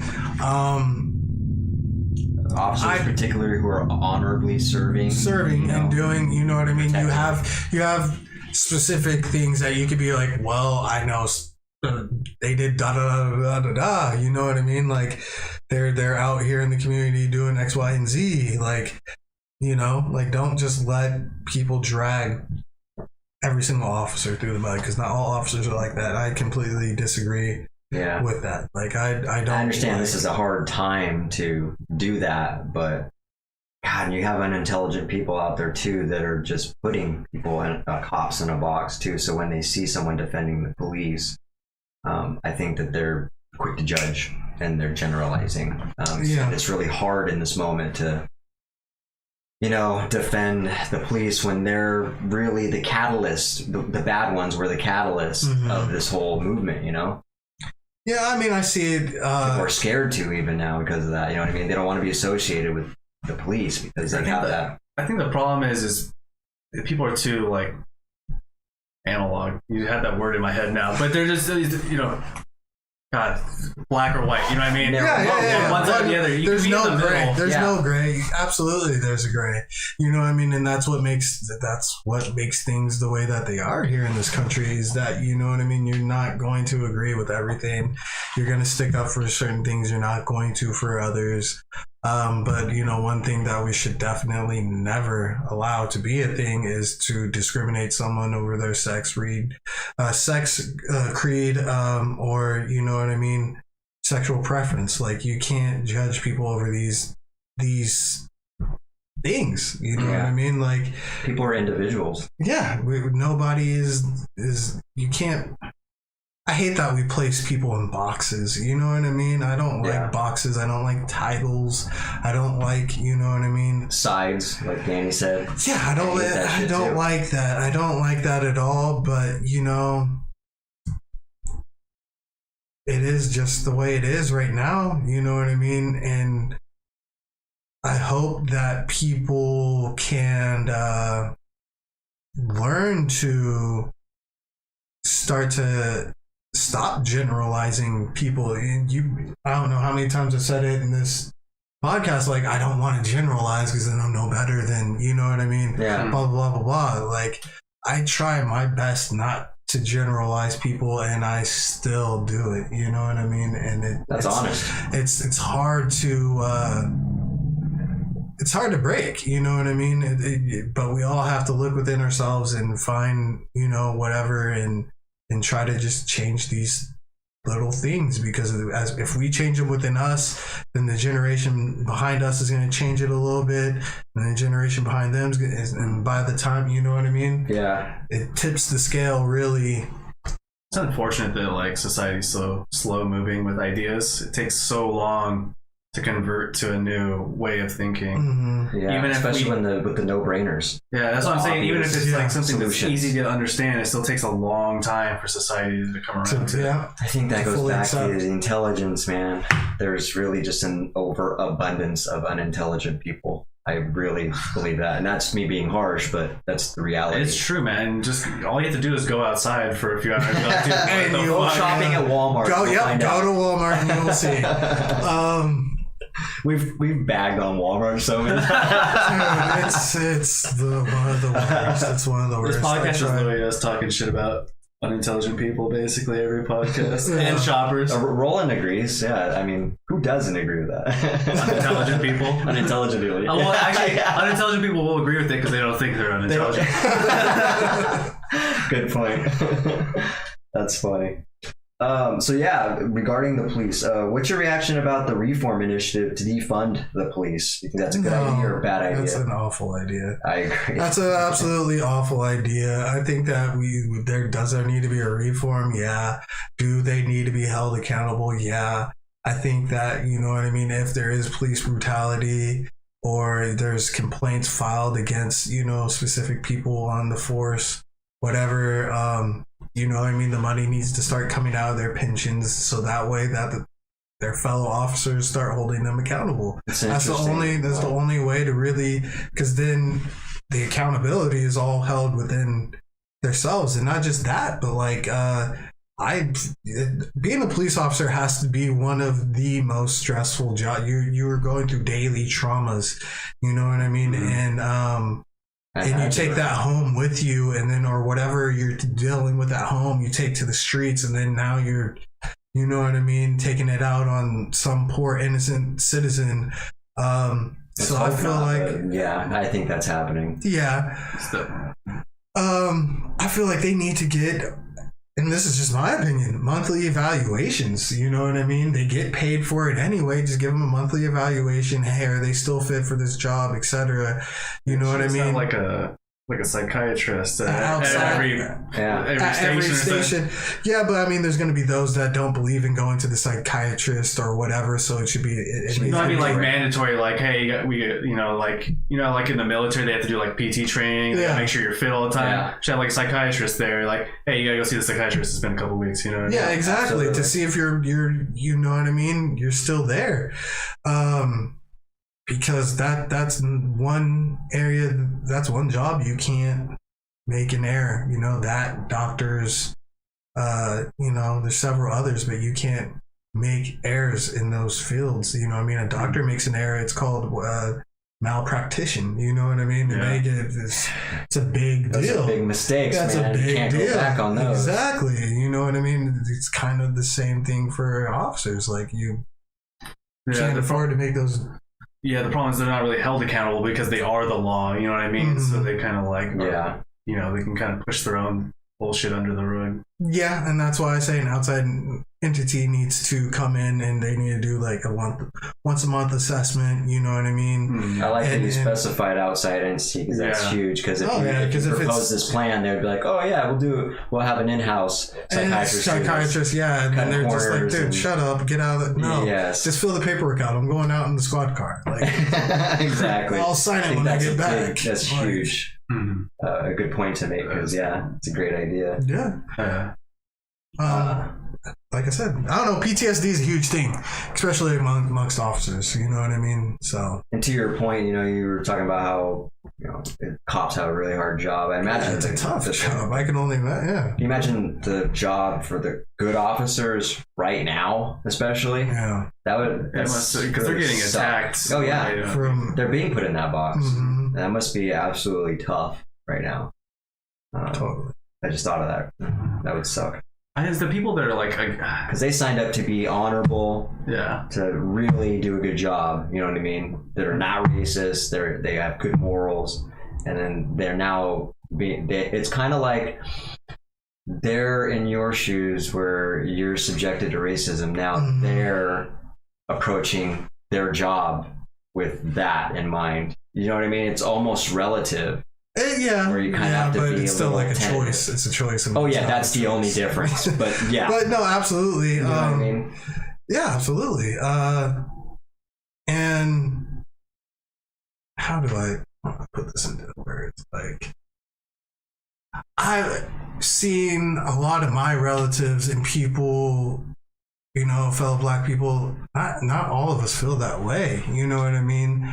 About what? About cops and officers. I see a lot of positive posts, you know what I mean? And a lot of cops, grow up in the neighborhood. They decide to be a police officer because they grew up in that neighborhood and they want to make a difference in that neighborhood. Yeah. So I don't think that a lot less of us think that way than they believe. I think it's just more projected on social media, and then you just have like these people with bad choices and bad mindsets that choose to think that way. And it's very unfortunate. It's very unfortunate. It seems like the negative behaviors and anything negative gets more of a scope on it than anything positive. They call it kind of like the when people are saying things, it's like the vocal minority. It's like the majority won't really say anything because they don't really need to say anything, but you'll hear like the opinions of the minorities of the minority group. So you'll hear the weird racists and the other people that on the other side. They're like on the extreme ends, you'll hear the extremists. You'll get the extremists, you don't get what's in the middle. You know what I mean? But I've seen a lot of it, like I was saying, supporting officers, not saying, all cops are bad, but then, I see people, saying fuck pigs and blah, blah, blah, blah, blah. It's like, man, come on. It's like you're gonna get pulled over and they're gonna be like, see that it's you, you know what I mean? And then how are they gonna treat you? Like, I don't know. Well, not only that, you said it best earlier that you're no better Yeah. than the people that are having to deal with that. Exactly. Now. You're generalizing them and putting them in this box. It doesn't make you any better. Roland says a lot of the cops from Seattle area are from the East Coast. He's seen videos of Seattle PD attacking protesters at previous protests. I believe it. Yeah, I mean, I believe that as well. Cops get brought over quite a bit. When I remember when the 4 officers got killed in Lakewood at the donut shop, I think it was. It was at Forza Coffee Shop. Oh, is that his coffee shop? Yeah, over there. How messed up of me to say a donut shop. They might sell donuts too. They probably definitely do. Okay, that was my fault. But yeah, when that happened, I passed the line of officers that day when I was driving back from work. They had the 167 highway. They were pulling traffic over, and there was a line of cops from every different state, different undercovers, labeled Missouri, New York, this state, that state. I've never seen that many cops in my life. I don't even think I heard that story. What happened? Someone killed a bunch of cops? Killed 4 cops. Killed 4 Lakewood police officers, yeah. They were just sitting there having coffee, and this dude just came in and annihilated them. That's fucked up. And he went and hid out in his aunt's house or something for a while until she got in trouble for harboring. Yeah. Wow. Yeah, it's pretty sad, man. It was a huge event for the police. It was a big deal, yeah. Maybe I did. How long ago was that? Was it like 10 years ago? No, that wasn't that long ago, but it was, I want to say 8, maybe. Yeah, it's in that range. Because didn't they have like the police going down the freeway? It was like a tribute thing. They had like a. I think so. When I seen it, they were escorting the families of the cops in limousines. And they were all following that limousine. Yeah, I think maybe I do remember that vaguely. I remember I seen every undercover cop you can think of, a 350Z Nissan, like these random cop cars, and then labeled ones that were like different colors, yellow. And 350? Yeah. The first time I seen a 350Z undercover, I was like, whoa, dude. Very undercover. I seen every type of car you can imagine, and from every different state. It was a really unique sight to see. I have a question actually real quick. Go for it. How do you get really frightened when you get pulled over by cops? Yeah, because I never know what's gonna happen. You know what I mean? I don't know if they're having a bad day. I don't know if whatever the scenario is. You just don't know. I get frightened anytime I have to have interactions with police, just in case I run into a bad cop. You know what I mean? Yeah. It's not that I'm like scared of all cops. I'm not scared of all cops. I'm just scared that I might bump into a possibility. One of the bad ones. Just from like knowing what happens to black people, it makes me scared when I get pulled over. I've never had like a bad experience, but I'm always like, what if I just get a cop on a bad day or whatever, you know? Oh, yeah, I get it. Just because I know the potential is there. Yeah. Absolutely. I think it's funny because I think everybody gets scared, so I can imagine how much scared more. I don't blame you. Mm-hmm. You know, you can't assume everybody's good. Then you're naive. Then you're just being really naive, and you're like we were saying to our children, reality is gonna. You're setting yourself up for disappointment and some heartache, really, if you do that, if you don't kind of get a realistic sense of how the world really is, which is unfortunate. You know, I have to have I'm dreading these conversations with my daughter about, pedophiles and things like that and what you have to watch out for, because I don't, I have to have this conversation. You know what I'm talking about. Yeah, but my daughter has a phone, so it's like, come on, now we're, you gotta have those. But they have to know. Yeah, you know what absolutely. I mean? They have to know about that so that they're aware and what to do, how to handle these things, how to protect themselves. So, yeah. It's funny you're talking about the getting pulled over, because I heard a former police officer talking on the radio the other day, and she's actually involved with the court system now. She's explaining how the cops are trained to profile suspicious behavior, and statistically, I guess, black community, brown community are statistically more drug users. Apparently, that also goes to like Reaganomics and everything from back when they infiltrated the neighborhoods and placed the drugs there. Like, you know what I mean? Yeah. We didn't just stumble upon like kilos of fucking cocaine. Poverty was targeted. Yeah, definitely so. And oppressed cultures were targeted. Absolutely. And I was watching. Oh gosh, this guy that the one of the leads of the guys that came up with the how much cocaine or whatever it is a felony and everything. And he I was watching a documentary or a video or something, and he was one of the leads on it. He said that they grossly underestimated, which put so many black and brown lives in prison systems that didn't need to be there. Yeah. Due to this number that was projected and etc. Based on this one specific, I can't remember. I wish I really could remember that documentary I was watching, but it was super interesting to find out that, you know, I mean, the people that initiated some of these laws are regretting that they initiated laws and stuff. Which puts us some kind of conscience later, at least, but it doesn't really undo what has been done. Damage, yeah. Which puts you know, black and brown lives, you know what I mean, statistically in higher crime rate, but that's also due to being in, you know what I mean, not living in rural areas and more in inner cities. You know what I mean, where it's going to be a very high police force, you know what I mean? Yeah. That makes sense. Yeah, you're gonna. That's why the statistics are showing that. Yeah, you know, they're set up that way. Well, there's also like the systemic racism, so there's a lot.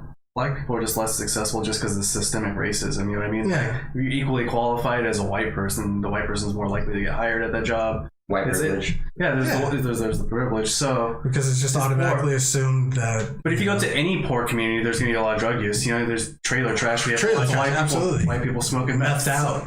So if you go to any poor community, you're gonna have more drug use. And when you systemically make black people more poor, then of course maybe they have higher drug rates. But that's because more of them are poor. You're oppressing them. Yeah. Absolutely. And you know, another argument that is always used is the argument that, you know what I mean, more whites are killed by police officers than blacks, you know what I mean? And it's like, well, that was one of my questions to you, actually. There's the population is like 73% white versus 13% black. Yeah, 75%. Put it in perspective. Yeah, like, okay, so now let's look at these numbers. And then their next argument usually is, well, blacks and browns are more to commit violent crimes than, you know what I mean? So that's why they're getting murdered at higher rates.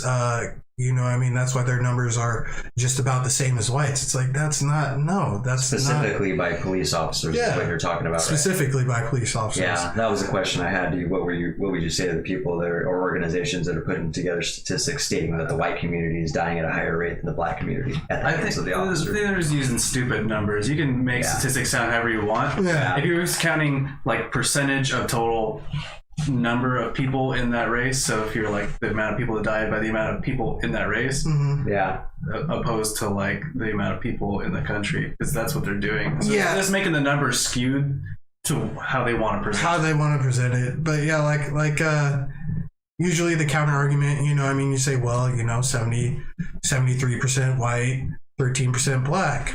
All blacks are more than you know, interact with police officers than whites. That's why they're, you know, being murdered at almost just the same rate as whites, you know, I mean, even though they don't make up a fucking third of the nation. And then, you know, I mean, the next argument is, it goes like in a process of stuff, but I can almost predict it every single time. The argument. I have the argument with them. And then you bring up the fact that, you know what I mean, well, it's because of inner city versus rural, you know what I mean? And then, you know what I mean, the next, it's so predictable. It's just arguing with people that aren't informed is very obnoxious. So we have the same thing when we argue with people about fucking veganism, you know what I mean? Because people are just uninformed of the facts. And so we get the same exact arguments all the fucking time. Not necessarily uninformed, it's or more often misinformed. Yeah, exactly. I heard something about who was it? Something you never expect. I was like Arnold Schwarzenegger back when he was like bodybuilding, decided to stop doing so many meats and start leaning towards like a plant-based diet. Oh yeah, I think he's vegan now. plant-based for a while. He's vegan now. Yeah. Have you seen Game Changers? No. That was really one of the documentaries that was hyped up. Me and Malia went to see it in the theaters. Yeah. We bought some tickets like 6 months before it came out. But Nice. basically it talks about, without getting too far into it, in a nutshell, it's athletes that are strictly plant-based and how many records are breaking and how much performance, Makes sense. how much to enhance their performances. But yeah, Arnold Schwarzenegger's in that documentary. Mhm. He's one of the directors, actually. Nice. Oh, is he? Jackie Chan and James Cameron. I didn't know Jackie Chan was in there. Is Jackie He's Chan? a director. He wasn't in it. No, I was saying, is he vegan though? Jackie Chan? I don't know on that part. I Interesting. imagine if he's advocating. Yeah. He must be. He's He's putting like his the name non-vegan director. He's like, I make my money. You know? Tag me in that. Roland was talking about how his girlfriend got pulled over. She's native and had a ticket for a taillight out, and it was actually after dropping you off. He said. Oh yeah, I remember He that. took them to court. They lied about it. Everything under oath was lied about. Showed up at the court meeting. That's interesting. I don't doubt that. I mean, cops, like I said, they're in a position of power, and so they're going to abuse that power. And lying is no different. Yeah, everyone lies in court, and cops get away with it much more often. Well, yeah. Matter of fact, court is a place of lies. That is a place of lies. It's funny, everyone swears an oath and then everyone lies. I will not tell a lie. It's like the first That's lie why they you fucking hire tell. you hire a professional liar to defend you. Yeah, Exactly. I always, when I see people swear or the oath, I always am interested in their reaction. I'm really honed in on their face when they're doing that. You know what I mean? Not necessarily to find out if I can see whether they're lying or not, but just to see, because most times they are lying, in my opinion. Just to see what their tells are. That is really it, I guess. Interesting. It's also the archaic thing where they still make you swear on the Bible, right?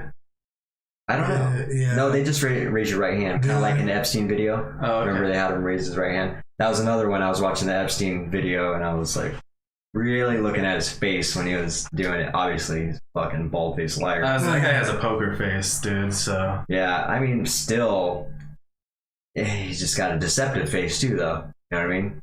He's got a deceptive poker face. He was saying there was a guy with an attorney with DUIs that was afraid, and his attorney said they'd never seen cops in the courthouse.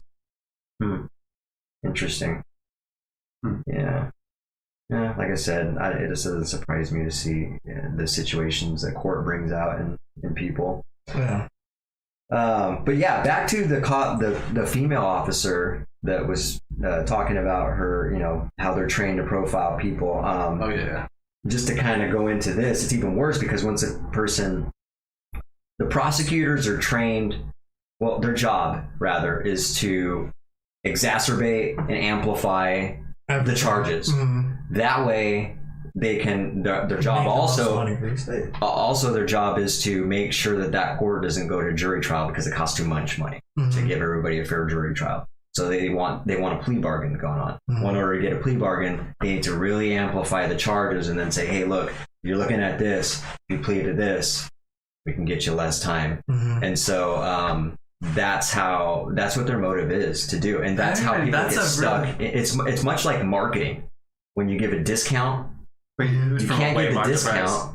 You gotta raise the price before you bring it down. Yeah. Same fucking concept, and that part I actually I made the connections that's on. Fine. I hate when you go into those department stores, like I don't even Macy's or something. Yeah. Everything's this is on sale. Like that's more expensive than if I just went to another store and bought it. It always gets you though, still, right? No, it got me. I just went to Kohl's and I seen shit 70% off. Dude, next thing you know, I'm spending $200 on clothes.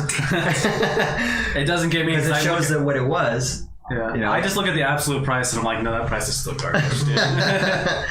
But you know, to complex that situation, once they take that plea bargain, now they're in the system. Now they got the fines and the charges. It makes it really hard to get out of the system. You know, once they get out, they got all this shit over their heads. That's super scummy. It's designed to keep people in the system, to get money out of them also. It's just a fucking lose-lose situation, and it all starts with profiling individuals. Yeah, it's very sad. You know what I mean? That this is what the land of the free is becoming. It's not. It's never been the Definitely land of not the that. free, though. I know. It's I know, always but been. I'm just using the good old I guess American more slogan. than anyone, but I'm using the good old American slogan. Land of the free. it's the land of profit. That's all that anyone cares. That's a good way to put it. Yeah. It's all the government cares about. Yeah. It's like, yeah. Or land of corporations. Corporations and just money. Land. If you can buy your way out of prison, they'll let you. Yeah. Yeah, definitely. So back to this America, land of the free and freedom of speech. I got a question about this. There's a movement to have this. I want to get your opinion on it. There's a movement to have the Lewis County racial propaganda sign taken down. About what was it? I'm glad you brought that up, 'cause I was Mexicans or gonna something bring like it that. It's like an Uncle Sam sign, and he usually has like some. He changes it. Statement. He changes all the time, but it's usually racial propaganda. Yeah. I think I've seen it on Facebook. Yeah, and so there's a movement now to get it. People want that thing taken down. Mm-hmm. What is your opinion about that? Should it be taken down? Where do you draw the line of freedom of speech? What is the best scenario on something like that, in your opinion? I think Germany is the best example for freedom of speech, because there's saying racist things is absolutely not allowed. Being a Nazi is absolutely not allowed. Yet, you know what I mean? There's a lot less brutality and things in Germany. So we need to start looking outwards towards other places like that where the hate is just not acceptable, period. You know what I mean? You can think these things, but you can't act upon them. You can't say them. You know what I mean? And yes, it's infringing on our rights.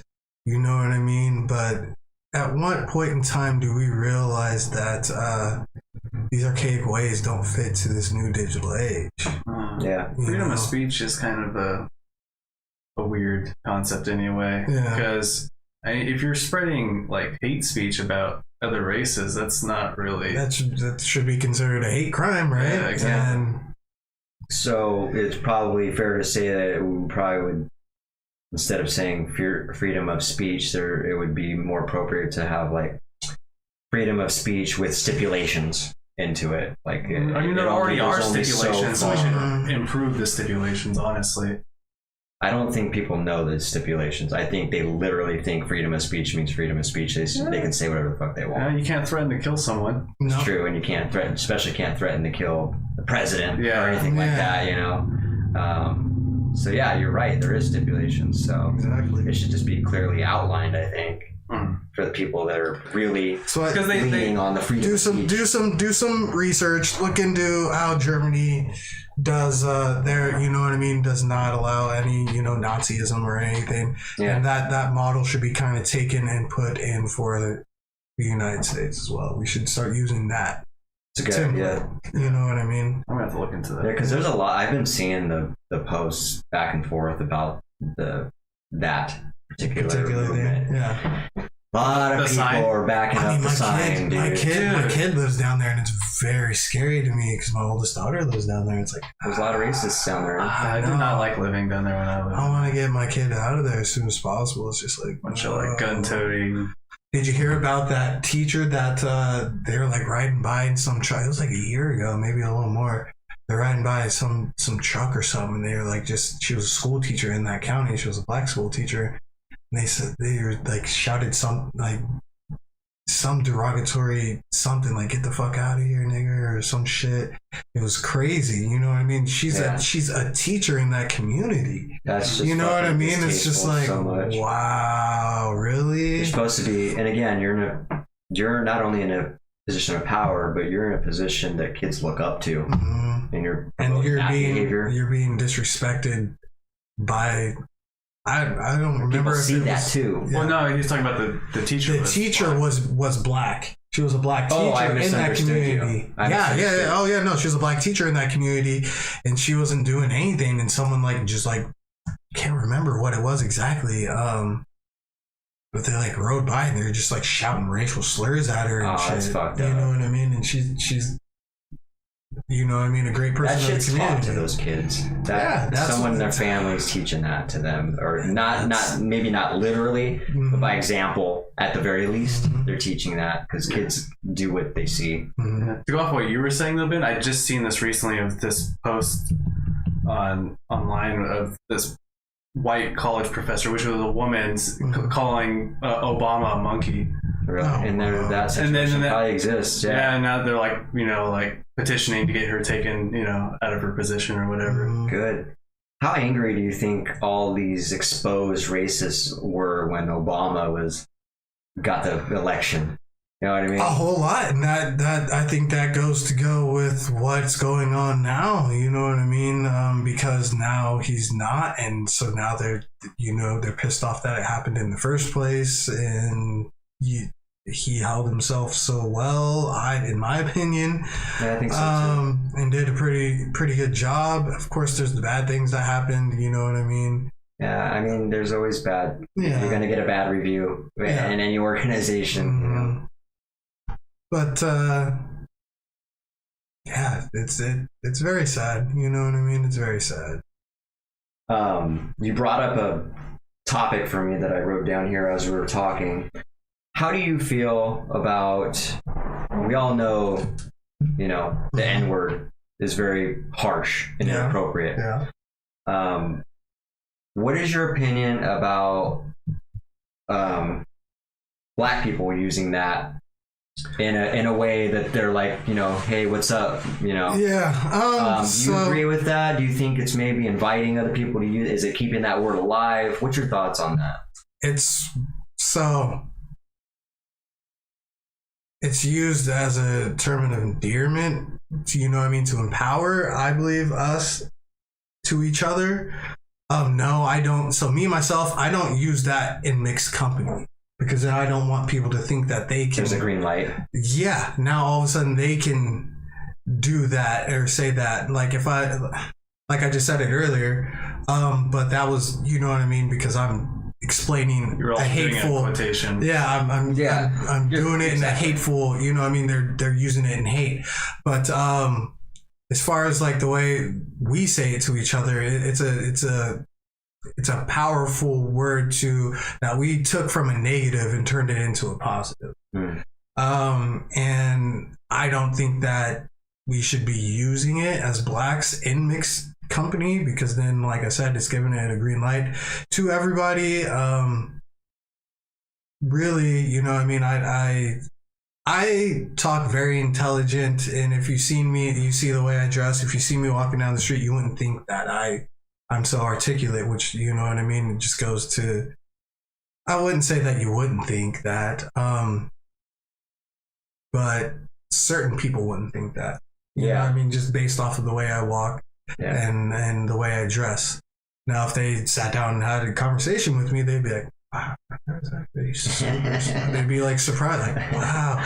And then it's like, so because I look this way, you think that, oh, wow, really? I can relate with you. You are a lot like me, where you make the most impact through dialogue. Yeah, there's an easy way to profile a guy like you and me by looking at us, but as soon as you have a conversation with us, you'll have a different perspective of us immediately. Yeah, immediately. That's interesting. So I can definitely relate on that. Yeah.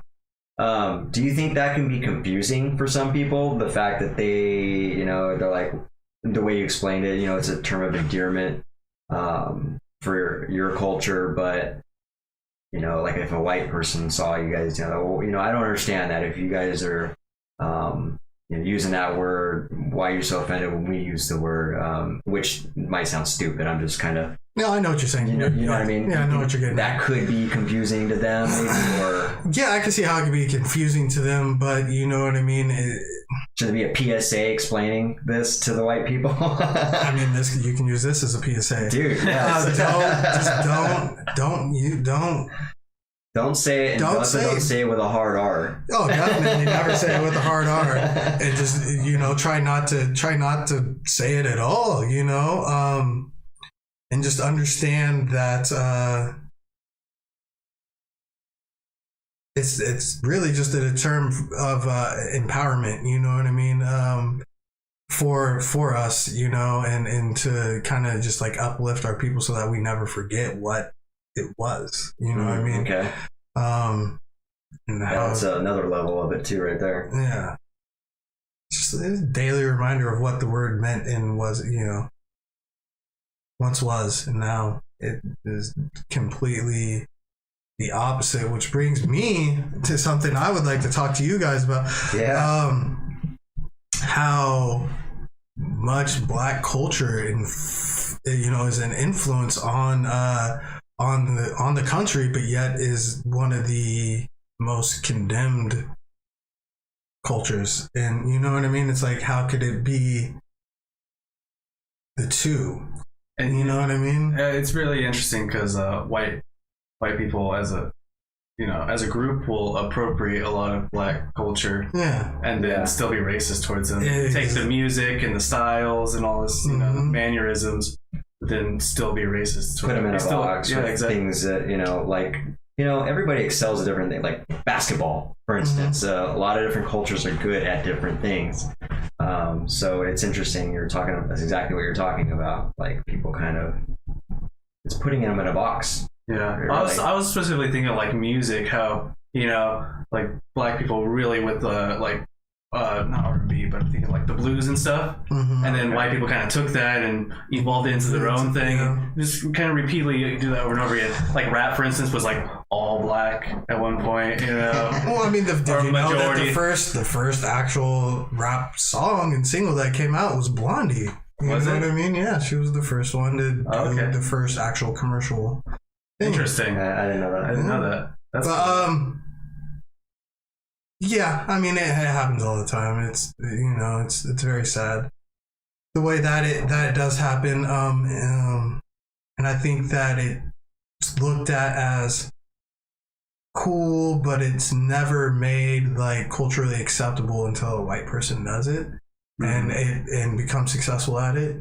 Then it becomes more culturally acceptable. I guess that's totally true. I think you're right. That's I'm trying to think of interesting. like Elvis, Eminem. I'm just thinking of music in particular, but yeah, that is totally true.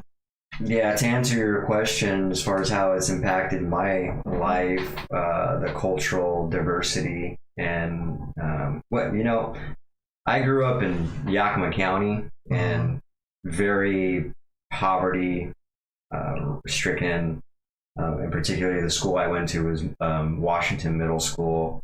Martin Luther King wasn't, that was my elementary school I went to, and it wasn't, you know, there was a lot more white people in that school. But when I went to Washington Middle School, about 10%, maybe less white people there. Really? The rest were Black community and brown community, mainly the Black community. And so I didn't know there was. I had a lot people of Black friends growing up. Yeah. It was, I'm trying to think when racism was really introduced to me, and I can't really remember. You can't put a pinpoint on it. I can't, because I grew up in this mixed, diverse life for so long. Oh, it's funny. I'm thinking about it now, and it just comes to my head. But really, when I went from Yakima to Natchez, is when I noticed racism. You went to the more rural. Natchez was 95% white people. Well, realistically, probably 80% white people, 10% Mexican. or 95% Mexican. Hispanic. Literally, there was one Black woman in our whole high school. Wow. So it's probably like when you went from the more culturally diverse to the less culturally diverse. That's when you started to notice it, and it was just more like the way you held yourself. And I noticed it in coming sports. into that area. When I was in middle. I'm sorry. I'm kind of like. Yeah, no. Is that what it was? Yeah, it was that, and then when I really noticed it was in sports, though, because I used to.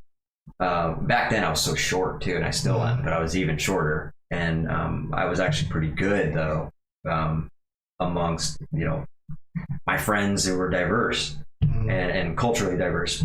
And I never had a problem mixing in with sports. I was really good. I played with the big boys and all that. But when I went to Natchez, I didn't get looked at for shit.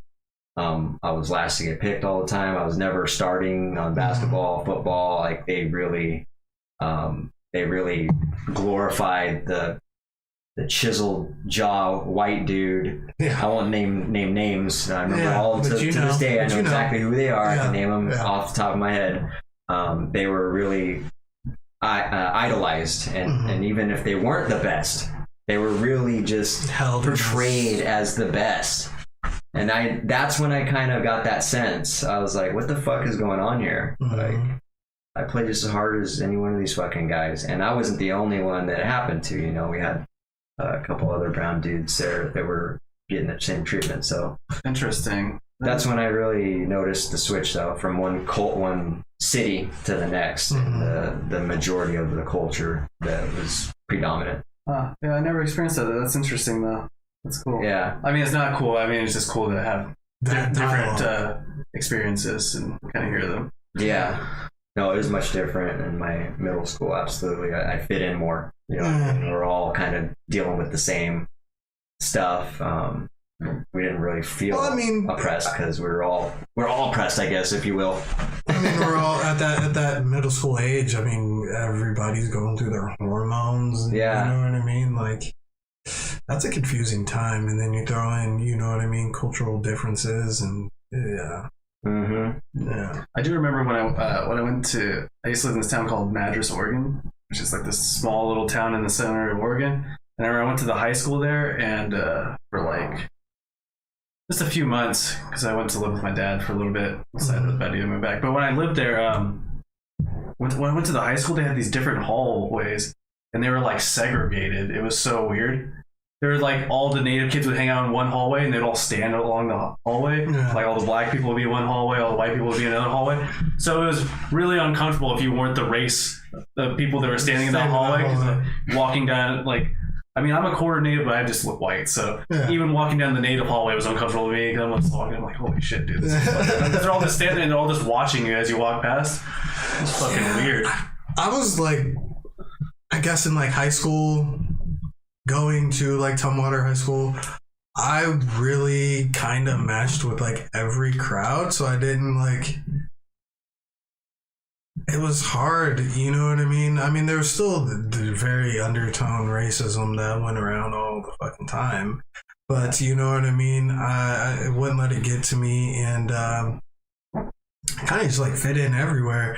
I knew how to, you know, camouflage myself in every scenario. You were trying to not stick out? Is that what you're saying? It was hard not to stick out. You know what I mean? Yeah. Being one of the maybe 10 black people that went to that school. You didn't want to stick out, though? Yeah, no. I mean, I didn't want to stick out, but then, you know what I mean, there became a point in time where I was just like, fuck it. You know what I mean? This is me. I'm proud of who I am, and that was no longer a thing. And as far as you're saying, like, you started noticing things, especially in like sports, like that's I kind of had the same experience, you know what I mean? Yeah. I try out for sports and wouldn't, you know what I mean, make it to the A team or JV team, and it's just probably like, pretty why? Good. Yeah, I'm like, why? I was really good. Like that never really made any sense to me. And I'll never forget. I think I was in like middle school. And my sister's boyfriend at the time showed up, and he was pissed off because I was on the C team, first of all, and they weren't even playing me, and he like just got up out of the bleachers and just like cussed the coach out. I practice with him every day. You know what I mean? I used to be... He knows the truth, man. You know what I mean? I used to be a starter at my school. Like, I know, you know what I mean? I play in college now. I know how good this kid is, blah, blah, blah, blah, blah. Like, what the is your guys' problem? Yeah. And just really, really fucking let him have it. It was, you know what I mean? That's awesome. Yeah. It is 8:56. I was just gonna say we're winding down. I just have a couple more questions, but I want to kind of lighten it up. Hopefully, with the last question I got. What's your criteria for racial jokes? Is that something you're okay with? Me personally, I love racial jokes. I love racial jokes too. I'm not gonna lie, I love racial jokes. I love, you know what I mean? Some of my best friends, we would ream on each other just because we're totally opposite races. You know what I mean? And it's totally. I don't get offended. I don't get mad. If you're not comfortable enough to say the joke, then what is it within you that you're uncomfortable with? Because nobody here is racist. Yeah. That's a good point. You know what I mean? Yeah. So I think there's a lot of comedians out there that make those jokes, and some people might get offended. Yeah. Well, I mean, that's the job of a comedian, is it's to make jokes. offend And people. if you're not there to have a laugh, you're gonna get offended. Yeah. So yeah, I was just curious what your take was on that, because I think I already knew the answer. But. Yeah, I mean, but then there's, I don't know, there's also the border of just being cruel. You know what I mean? It depends on the intent. Yeah, right? exactly. Yeah. If you're just being cruel, it's like, okay, this stopped being fun. Yeah, I think it's just funny. Usually when it's brought up, it's profiling with, like if I said Danny's a cracker or something, you like chicken and I'm a wetback or something like that. Like, you know what I mean? Yeah. Those are funny to me because stupid stereotype, typical. Stereotypical shit. Because we know that is not all true. Exactly. You know what I mean? And then if you get offended, well, then what is it?